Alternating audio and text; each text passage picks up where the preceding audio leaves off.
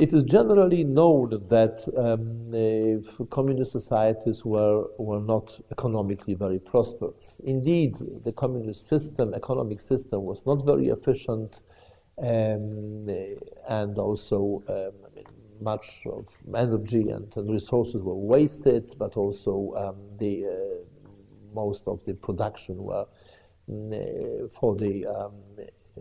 for the development of the military industry. So there was not much left for internal consumption. Limitation of internal consumption and availability of goods was also a good method, an effective method to generate hostility and lack of trust between different countries and societies in the Soviet bloc. It was generally believed in the satellite states that they were exploited by the Soviet Union, economically exploited, and that if there was not enough goods in the market, it was because everything was exported to the Soviet Union. At the same time, people in the Soviet Union were convinced that they lived in poverty because they had to support their satellite countries, and they sacrificed themselves for the benefit of the satellite countries. So in this way, of course, a mutual mistrust was generated. It was very important for the communist leaders to prevent any direct contacts and development of relations between, independent relations between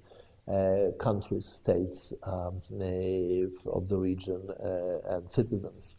For example, it was very difficult to travel from one socialist state to another. There were organized trips, there were organized visits, but individual traveling was very limited, even if it would mean traveling from one country of the communist bloc to another, but the idea masterminded by the Soviet and other communist leaders was that that people were safer if they could not were safer for the authorities if they could not communicate. Internal communication between citizens was very limited. It was, for example, there was always a problem with acquisition of telephone connection. One could not have a telephone installed in one's apartment. It was very difficult. It usually took many, many years before one could successfully apply for a telephone at home, because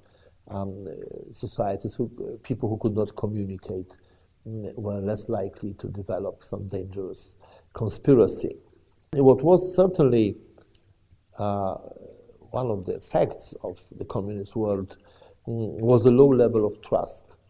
And this is something which I personally believe that it's one of the legacies of communism, which is still seen today in the post-communist part of Europe.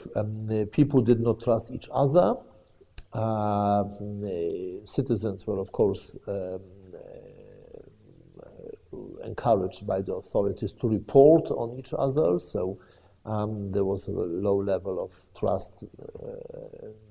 We didn't trust each other, we didn't trust neighbors, we didn't trust other citizens, and of course we didn't trust the authorities, and likewise the authorities did not trust the citizens. So the low level of trust is something that still characterizes post-communist world, as opposed to those countries which had a long history of freedom and democracy.